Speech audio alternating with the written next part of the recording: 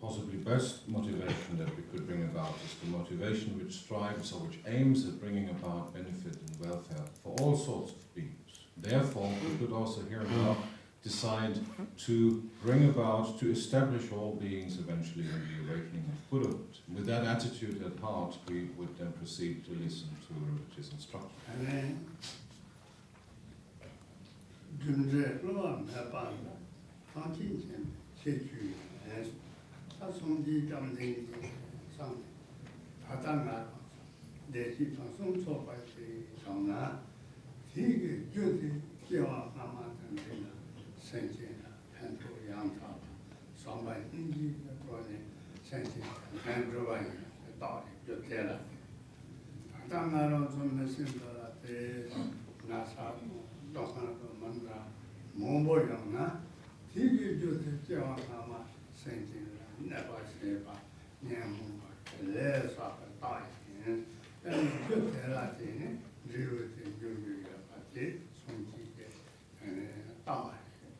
One of the special features of the Buddha Dharma, the Buddha's teaching, is his teaching about the law of cause and effect that is commonly known as the law of karma.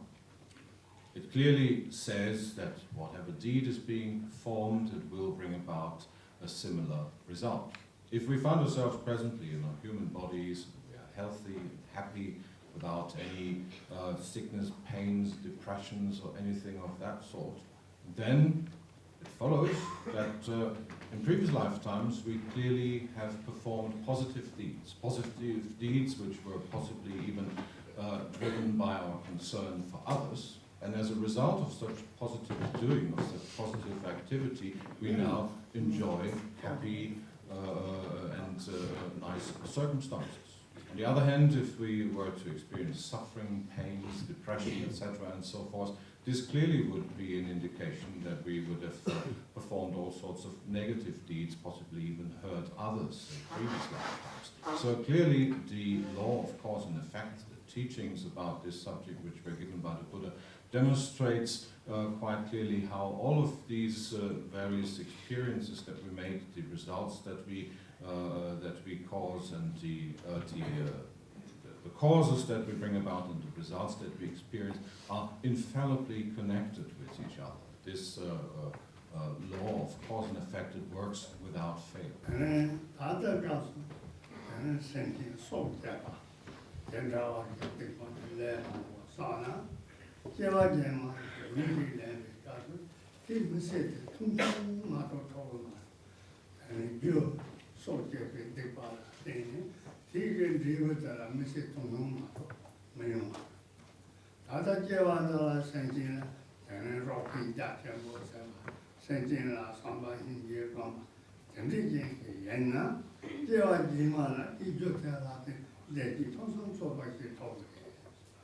If in this life we cause others serious harm, possibly even kill others, shorten their life that way, a result of such negative activity, such negative deeds, would be that our own lives will be shortened, and that in our next lives we will encounter all sorts of unhappy circumstances. We will be reborn in rather less agreeable circumstances. Whereas if we were to train ourselves in positive deeds for the welfare of beings, help others along wherever we can and whichever way we can, with the true altruistic motivation at heart, then in our future lifetimes we would enjoy happiness, positive circumstances of all sorts.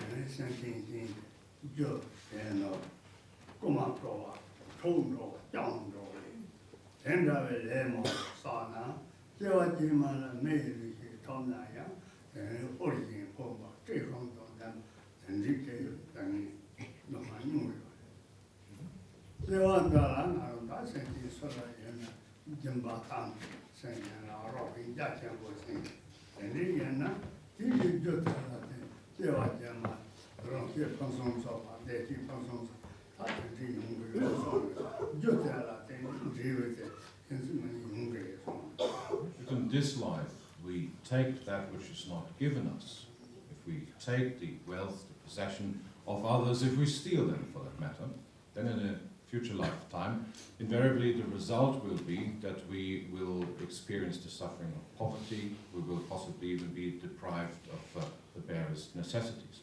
However, if we were to train ourselves in generosity, share whatever we have with others, help others along wherever we can, then as the inevitable result of such positive activity, in a future lifetime we ourselves will experience happiness, prosperity, etc.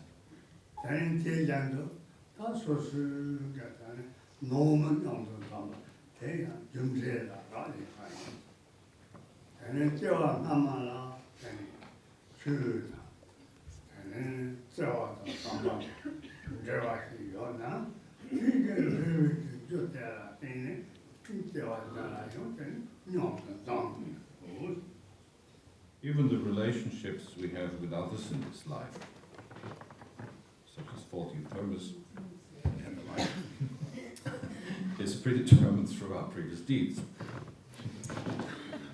Whatever family members we might meet with and others, in all likelihood we have had a close relationship with them in previous lifetimes. They may even have been our Dharma friends, who knows. So whoever we meet, and particularly whoever we have a close relationship with, definitely these are relationships which stem from previous lifetimes.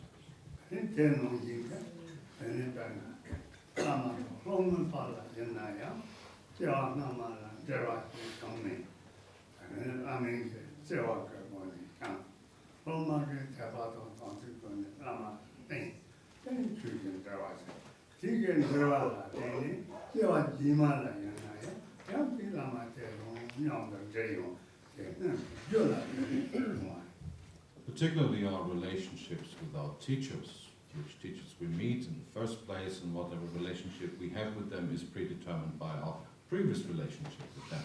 If we had such a relationship, for instance, with a teacher in a previous life, if there would have been devotion, trust between teacher and student, then accordingly also in future lifetimes such meetings of teacher and student as well as corresponding relationships would be possible.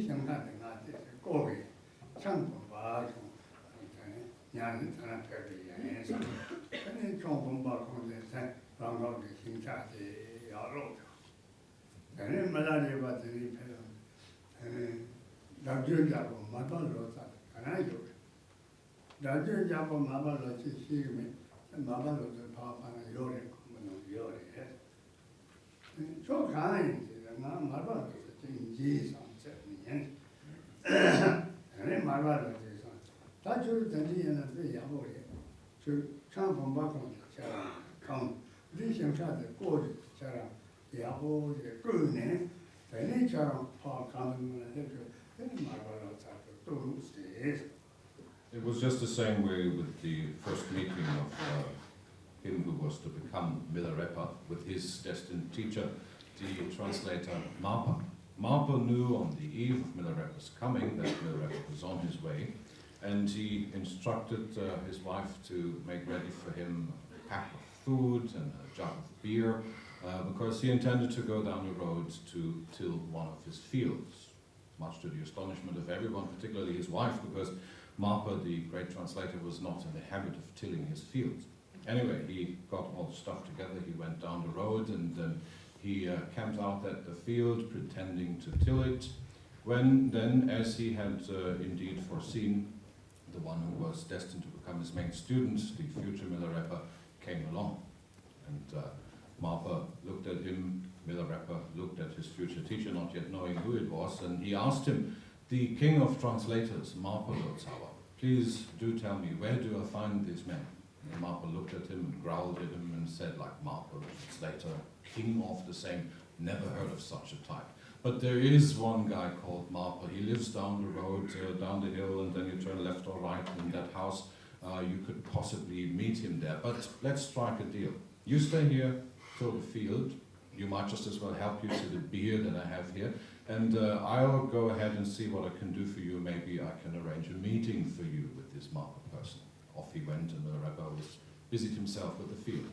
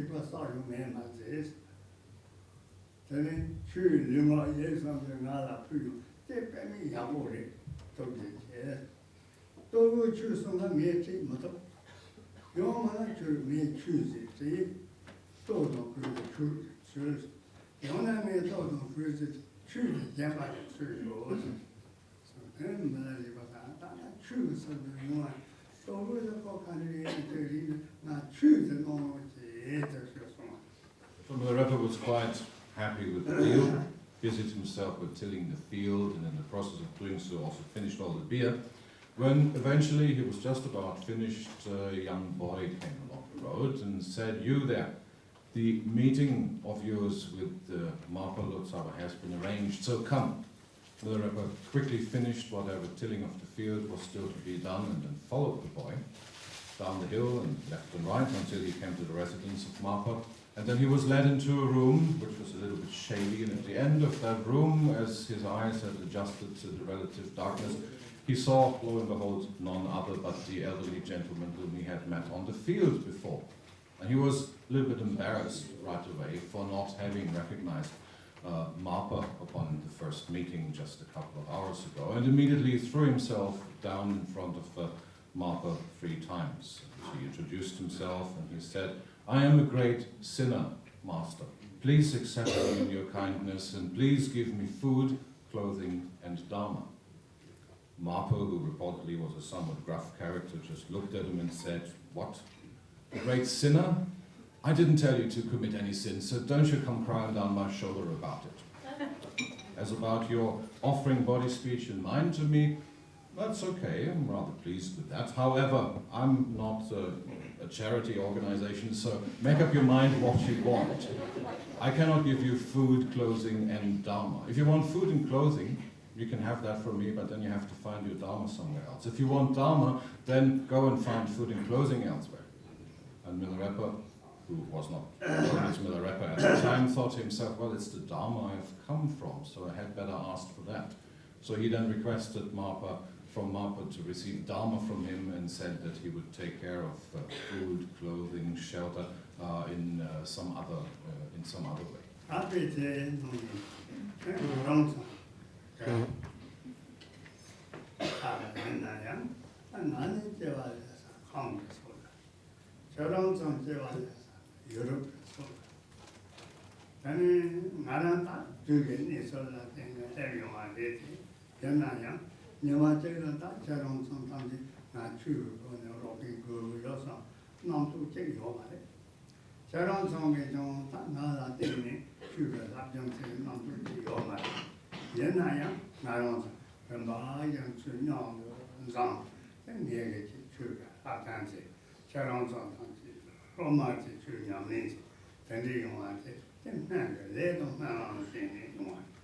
This is how it can go.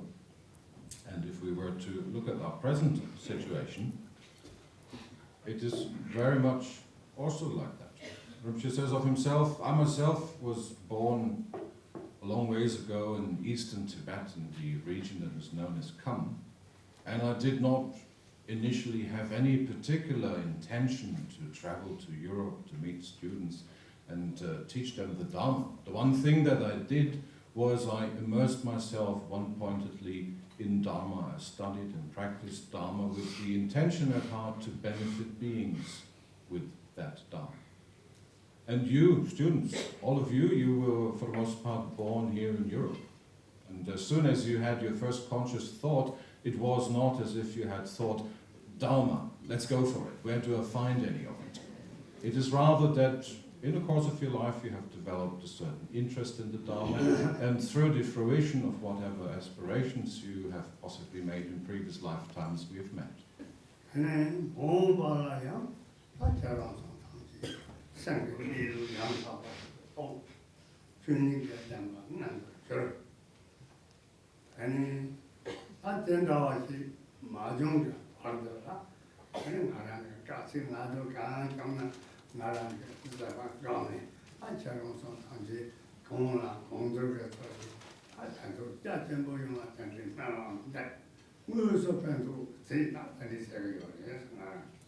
If we were to think of the future, then by all means it would be possible, if we were to avail ourselves of whatever talents we have been given, that eventually we would come to recognize mind nature as it truly is. Eventually we would bring about the realization of reality itself, and then indeed great benefit for beings would arrive there. Until that is not the case, says Rinpoche, I myself will continuously, patiently and persistently be there to explain the Dharma, to teach Dharma, and I will continue to make many prayers and aspirations that all of you will achieve that realization as soon as possible.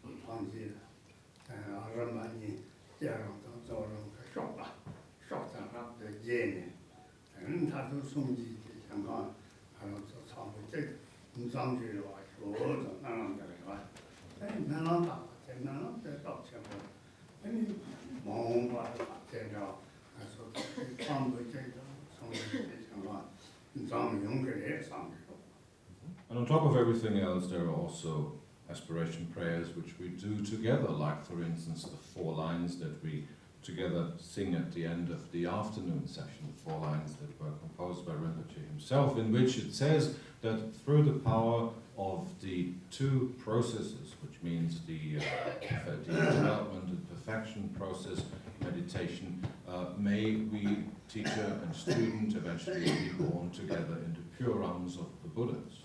Which says, never underestimating the power of prayer and aspiration, he himself has no doubt whatsoever that this will indeed eventually come to pass.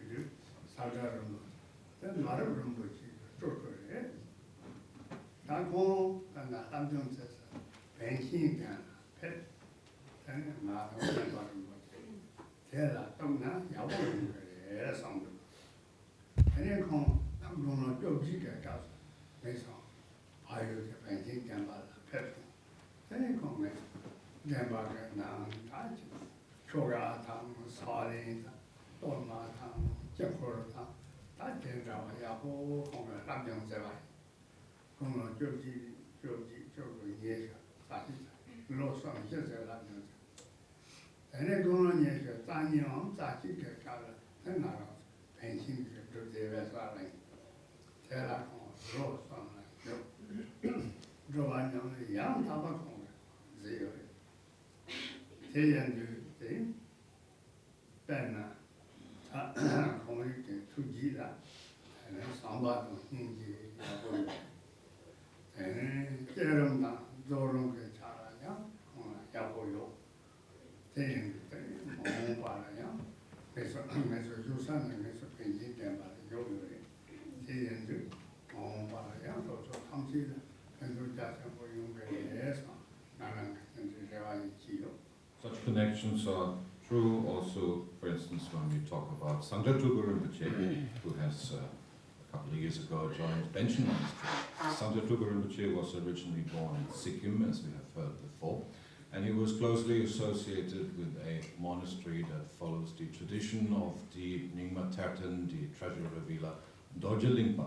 He was associated there, and this particular monastery was actually founded by this Dorje Lingpa a long time ago, and was then eventually taken over by a caretaker Lama who was known as Barab Lama, who was a very proficient practitioner. This Barab Lama also went to other parts of Tibet. He went to Kham and eventually also returned to Sikkim, the Darjeeling area. He spent many years in solitary retreat, and he became rather famous as a very proficient and a very highly realized practitioner, and then eventually passed away.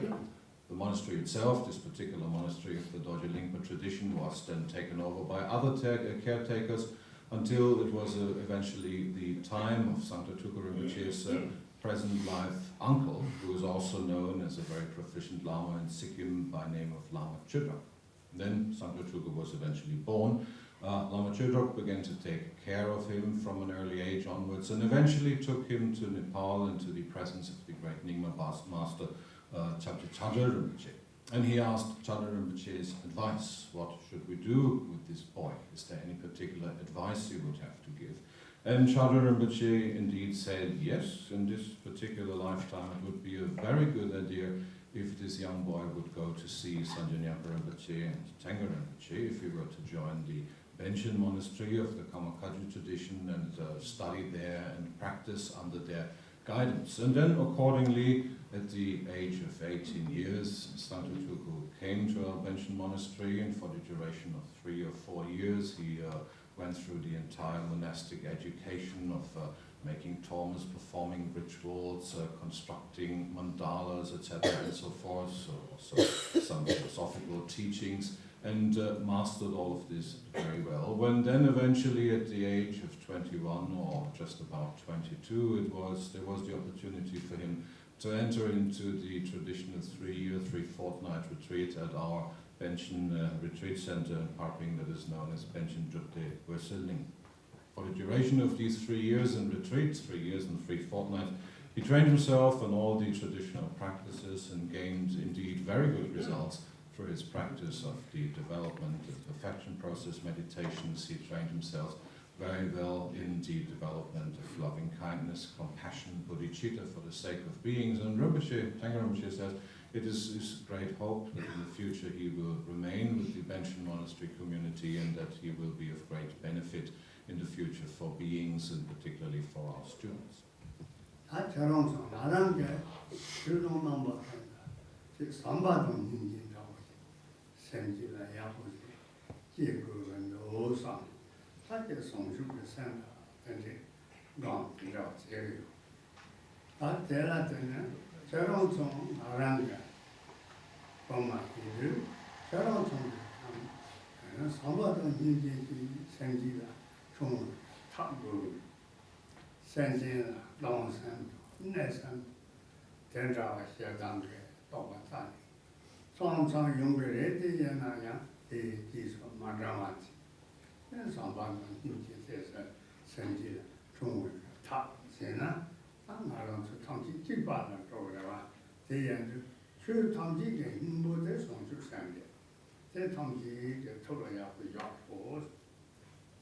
One thing I forgot to say previously in regard to Sangter Rinpoche. There was mention of this Barab Lama, who was the half son of Dorje Lingpa, who then eventually passed away, etc. When the uncle went together with Sangter Tulku to see Kyabje Tenga Rinpoche pronounced him to be the rebirth of this Lama. So, sorry for that omission.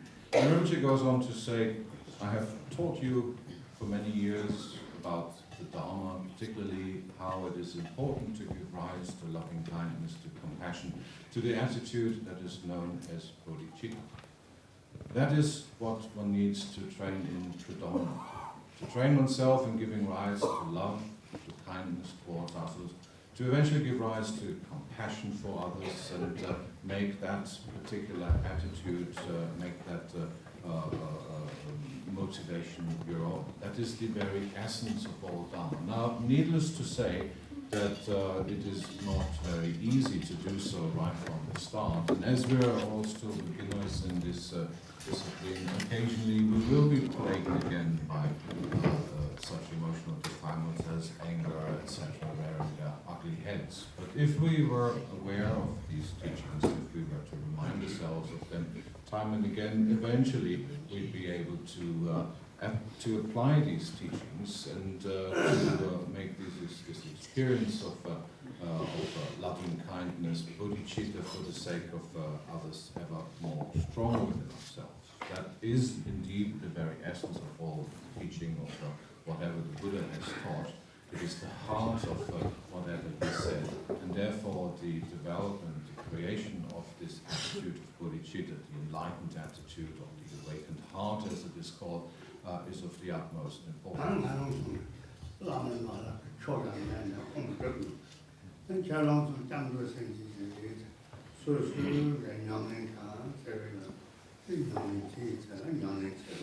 Which is the point at which Rinpoche has to begin with the preparation for this afternoon's empowerment, which is a little bit more on the elaborate side.